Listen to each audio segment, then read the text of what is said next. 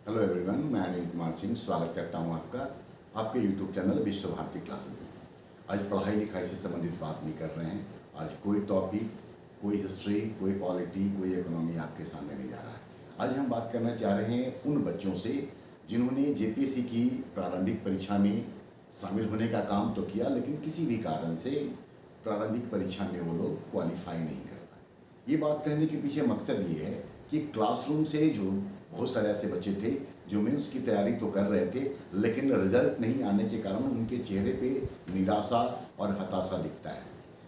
Civil सेवा परीक्षा या कॉम्पिटिटिव एग्जाम में ये बातें बहुत आम है, इसलिए इसको लेकर के बिल्कुल भी पजल्ड होने की आवश्यकता नहीं है, बल्कि आवश्यकता इस बात की है कि आप उन कमियों को तलाशिए जिसके कारण से आप 1 नंबर 2 नंबर या इससे कहीं अधिक से छूट गए हैं, आप क्वालिफाई नहीं किए हैं।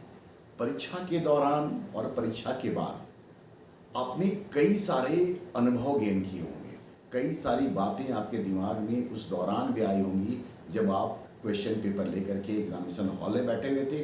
परीक्षा के बाद जब उसका घर में आकर के एनालिसिस किया होगा, आपने क्वेश्चन देखा होगा, तब आपको अपनी गलतियों का एहसास हुआ होगा। आप महसूस किए होंगे कि इस क्वेश्चन को हम सॉल्व कर सकते थे बट मैंने नहीं किया।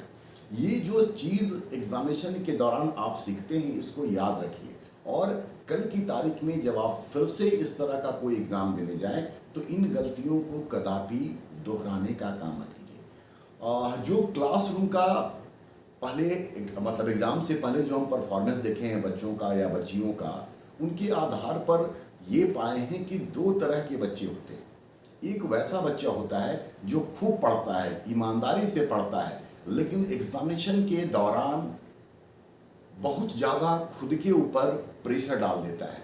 नतीजा ये होता है कि परीक्षा के दिन उनका वो परफॉर्मेंस निकल करके नहीं आता है जो वास्तव में वो डिज़र्व करते हैं। मैंने इस बार भी अपने क्लासरूम से ही कई सारे ऐसे स्टूडेंट को देखा है जो डिज़र्व तो करते थे, थ्रू आउट अच्छा किए, लेकिन एग्जामिनेशन के दिन नर्वस हो गए।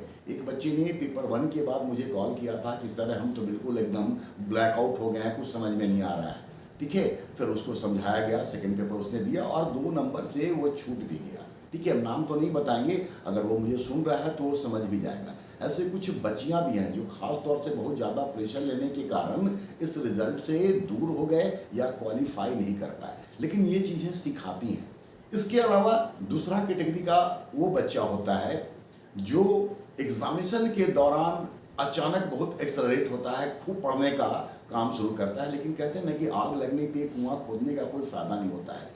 जेपीएससी या किसी भी कॉम्पिटिटिव एग्जाम का, खास करके सिविल सर्विसेज का, आप सिलेबस देख रहे हैं, सिलेबस इतना विशाल होता है। ऐसी स्थिति में आप 2 महीना में, 1.5 महीना में कैसे कल्पना कर लेते हैं कि आप रिजल्ट निकालने वाली स्थिति में होंगे। ठीक है, तो वो बरसाती मेंढक की तरह काम मत कीजिए कि नोटिफिकेशन आ गया तो पढ़ना शुरू करें और बाद में फिर इसी तरीके से फिर शिथिल पड़ जाए। ये एक कंटिन्यूअस प्रोसेस होना चाहिए।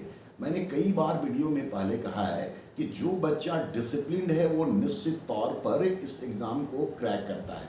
कई सारे एग्जाम्पल अपने संस्थान से हैं जिन्होंने लंबा संघर्ष किया, कंटिन्यूटी मेंटेन किया और अल्टीमेटली रिजल्ट उन्होंने निकाला। इस क्रम में हम अपने एक विद्यार्थी का नाम बताना चाहते हैं, राजकमल मिश्रा, जिन्होंने लगातार संघर्ष किया, इंटरव्यू तक भी गए, मुख्य परीक्षा भी दिया, लेकिन अल्टीमेटली उनको शुरुआती दौर में सफलता नहीं मिली, लेकिन फिर उन्होंने कामयाबी हासिल की। कई बार डिमोरलाइज भी हुआ, उसको लगा कि नहीं हो पाएगा, लेकिन समझाया गया और फिर अंततोगत्वा रिजल्ट भी आया।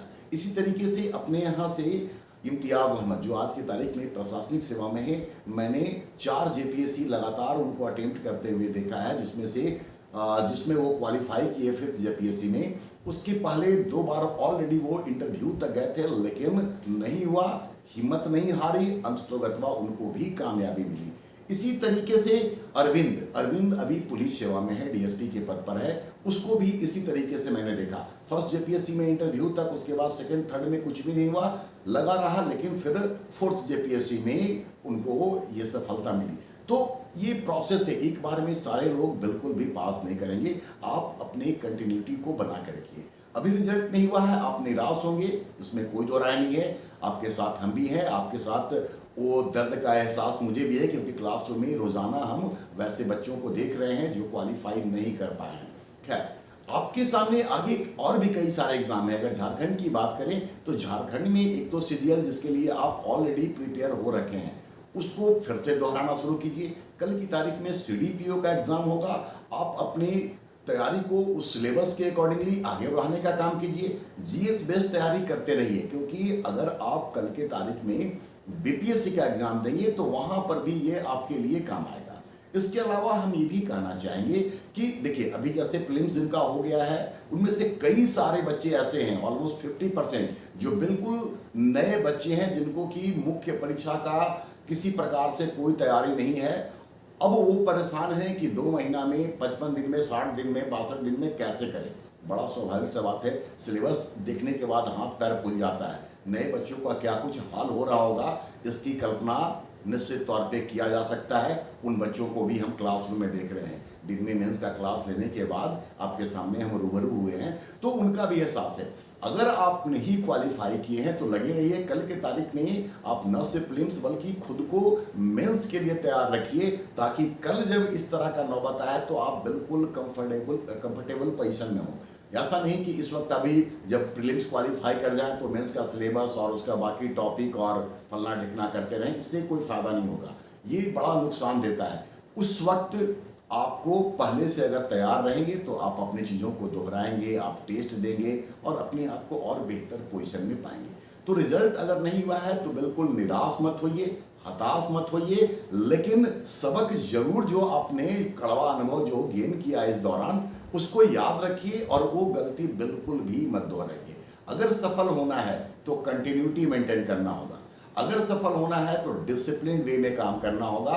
आज 4 दिन काम किए, फिर 4 दिन बैठ गए, ऐसी स्थिति में आप यकीन मानिए, सिविल सर्विसेज तो क्या, किसी भी एग्जाम में सफल होना आपके लिए मुश्किल हो जाएगा। ये बात थोड़ा कड़वा है बट बिल्कुल सही है, ठीक है। इसलिए इन बातों का ध्यान रखिए, बिल्कुल भी निराश हताश मत होइए और आगे की तैयारी में आप शामिल रहिए। मुख्य परीक्षा का जो हम वीडियो डाल रहे हैं उसको भी देखिए, ताकि आपको उससे भी फायदा मिलेगा और आने वाले दिन में आपके लिए हम ऑब्जेक्टिव क्वेश्चन सीजीएल या फिर सीडीपीओ या बीपीएससी वो भी लेकर के आएंगे। फिलहाल हम मेंस पर ही ज़्यादा फोकस किए हुए हैं, उसी से रिलेटेड वीडियो आ रहा है, लेकिन उस वीडियो में भी आपके ज़रूरत की कई सारी चीज़ें मिलेंगी जिसको आपको देखने की ज़रूरत है। और जो चीज़ आपको लगता है कि इसको नोट किया जा सकता है, आप उसको नोट करके और फिर अपनी तैयारी को मजबूती प्रदान करते रहिए। चलिए, जल्द मिलते हैं। निराश बिल्कुल मत होइए, हम सब लोग आपके साथ हैं। धन्यवाद।